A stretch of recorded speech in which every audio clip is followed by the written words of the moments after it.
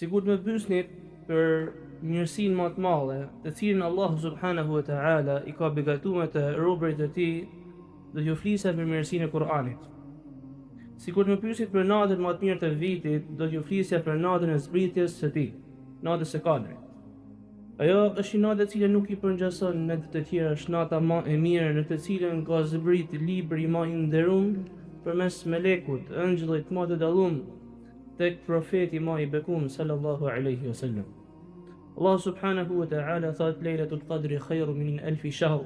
Nata e Kadrit është më e mirë se 1000 muaj. Në radhë të parë, studimi i kësaj teme nis nga vetë termi Lejlatul Qadr, nata e Kadrit. Fjala lejle me gjuhën arabe është koha nga perëndimi i diellit deri në agim, ndërsa pjesa e dytë, al-qadr, ka disa kuptime në gjuhën arabe.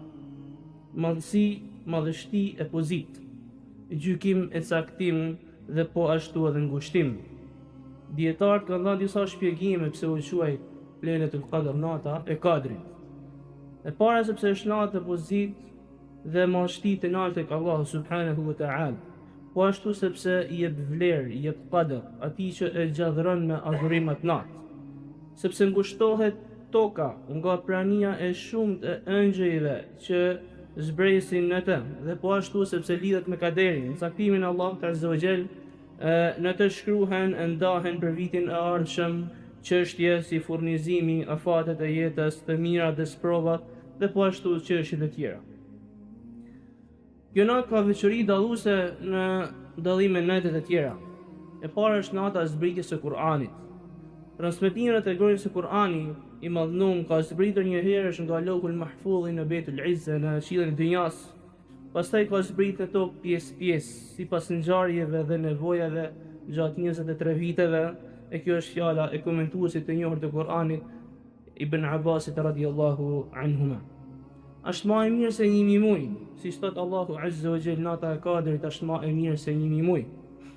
Dietarët kanë shpjeguar se qëndrimi në adhurim, namazi, agjërimi dhe veprat e tjera të mira në këtë natë janë më të vlefshme se 1000 muaj, pra më shumë se 83 vjet adhurim pa natë Kadri. Falja e gjinaheve. Pejgamberi sallallahu alaihi wasallam ka thënë ai cili e përjeton natën e Kadrit me adhurim dhe Allahut, me besim të sinqert dhe shpresë tek shpërblimi i tij, do t'i falin gjunahet që i ka bërë më parë. Pra kushtet janë besimi sinqert dhe shpresa tek shpërblimi i Allahut azza wa jall. E kështu pra nata e Kadrit shndërrohet në stacion kryesor pendimi dhe pastrimi shpirtëror. Ai i cili privohet nga e mira e saj është me të vërtetë i privuar, siç thot pejgamberi sallallahu alaihi wasallam, ju ka ardhur Ramazani në të gjendje të natë e cila është më e mirë se 1000 muaj. Ai që privohet nga të mirat e saj natë është privuar nga çdo e mirë, e nuk privohet nga të mirat e saj vetëm se ai që është fatkeq. Ky fakt na tregon se humbja e saj është treguesi i një privimi të madh shpirtëror. Është nata e caktimit vjetor. Në natën e Kadrit ëngjëjt shkruajnë për vitin që vjen, çështje të rëndësishme si furnizimi, jeta, provat dhe begatit. E ky quhet caktimi vjetor, i cili rrjedh nga caktimi përgjithshëm i shkruar në Lauhul Mahfudh para krijimit të qiellit dhe tokës. Po ashtu është natë paqeje dhe sigurie. Allahu subhanahu wa ta'ala thot salamun hiya hatta matla'il fajr. Paqe është ajo natë deri në agim.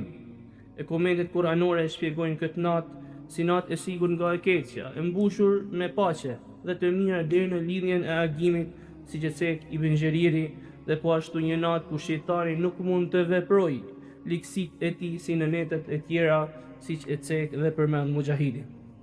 Përjetimi i natës së Kadrit me adhurime.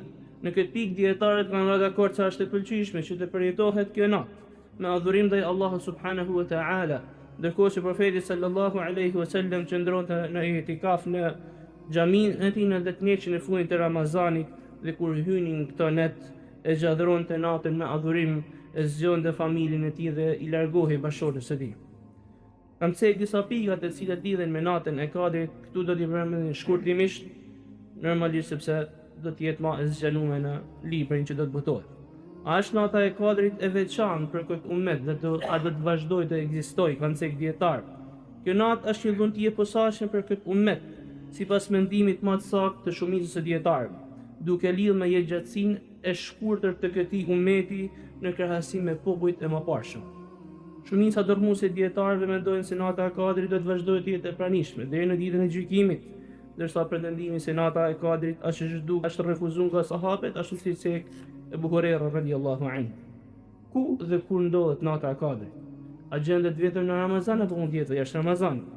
Shumica dërmuese dietarëve mendojnë se nata e Kadrit gjendet brenda Ramazanit, duke bashku dy ajetet: ne kemi zbritur Kur'anin në natën e Kadrit dhe muaji Ramazanit është ai në të cilin është zbrit Kur'ani, ndërsa disa dietarë të tjerë thonë që ajo mund të jetë edhe në pjesë të tjera të vitit, duke u mbështetur tek fjala e Abdullah ibn Mas'udit, i cili radhiyallahu anhu thotë: ai i cili falet të gjithë vitin, padyshim që e ka arrit natën e Kadrit.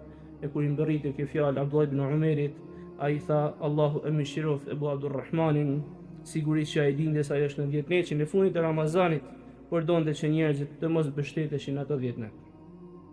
A është kjo natë e cila lëviz apo është fikse, a lëviz gjatë viteve?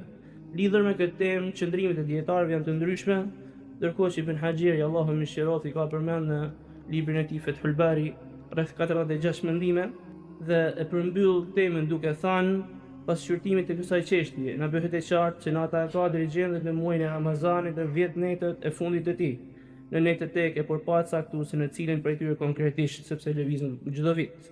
Në këtë përfundim nxjerr përmbledhja e transmetive që kanë të bëjnë me këtë çështje. Nga kjo perspektivë, mënyra më e sigurt për arritjen e kësaj nate të bekat është ta kërkosh gjatë 10 netëve të fundit, pa kufizu vetëm në disa netë të caktuara. A kushtëzohet shpërblimi i kësaj nate me faktin që njëri ta di, ta njoh apo ta ndjej këtë natë? Pa dy qëndrimet e dietarëve në këtë pikë, mendimi më i saktë që nuk është kusht ta dish e ta njohësh se kur është. Për këtë arsye rekomandohet adhurimi në 10 netëin e fundit, që njeriu ta arrijë patjetër atë natë qoftë pa e ditë. Porse jam vlen të përmendes ai që informohet për atë natë ose i hapet zemra për njohjen e saj. Nëse gjatëron si duhet me adhurimin, ka një gjendje akoma më të plotë dhe më të thellë në aspektin shpirtëror. Kjo natë ka disa shenja, tradita profetike i ka cek ato kryesisht janë: ajo është një natë e qetë e butë, jo shumë e ftohtë as shumë e nxehtë, nuk shihen yjet që bien, pra meteorat natë, dielli me mëngjesit, pastaj lind i zbehtë pa rrezet e forta. E këto shenja jo detyrimisht tregojnë për natën e Kadrit, por si janë shenja orientuese. Për këtë arsye dietar këshillojnë që njeriu të mos e bazojë përpjekjen e tij mbi shenja të tilla, por mbi adhurimin e vazhdueshëm. Urtësia e fshehjes së kësaj nate, dietar ka përmendur se urtësia dhe mospërcaktimi i eksakt kësaj nate është bërë me qëllim që muslimanët të shtuajnë adhurimin në këto 10 net të fundit të Ramazanit, dhe kemi pashtu dhe mënyrat praktike të shfrytëzimit të natës së Kadrit. Në realitetin tonë të mbushur me shpërqendrime, kjo natë konsiderohet një mundësi e rrallë për të rivendosur ekuilibrat tanë shpirtëror, duke planifikuar paraprakisht muslimanët çka ka për të bërë në këto 10 net fundit, kërkimin e saj në çdo natë 10 net, gjatërimin e këtyre netëve me adhurim dhe Allahut azza wa jall, përdorimin e duas së profetit sallallahu alaihi wasallam, siç i tha Aisha radhiyallahu anha: Allahumma innaka afuwun tuhibbul afwa fa'fu anni. O Allah, me të vërtetë i falës, e don falin, prandaj më fal mua. Po ashtu përfshirjen e familjes në të gjitha këto ibadete për ta kthy këtë natë një përvojë të përbashkët besimi dhe jo thjesht praktik individual. Në përfundim, nata e Kadrit bashkon në vetvete disa boshte thelbësore të besimit: mallështinë e Kur'anit, konceptin e kaderit, mëshirën dhe faljen hyjnore, si dhe edukimin e besimtarit në përpjekje, sinqeritet dhe qëndrueshmëri. Ajo është natë mëshire, caktimi, paqe dhe shpërbimi të pakufishëm, natë në të cilën një çast i sinqert adhurimi mund peshojë më shumë se disa dekada rutine të mbushura me boshllëk shpirtëror. Kush e shfrytëzon atë natë me besim dhe shpresë, namaz, Kur'an, lutje dhe pendim, hyn në rrethin atyre që Allahu azza wa jalla i ka ndëruar me falje dhe me afrimitet. Lutim Allahun azza wa jalla me na bane dhe familjet tona me arrit natën e Kadrit, me gjallënu atë natë me adhurim, me dalë për saj të falun, të pastrum dhe të shpëtum. Walhamdulillahi Rabbil Alamin.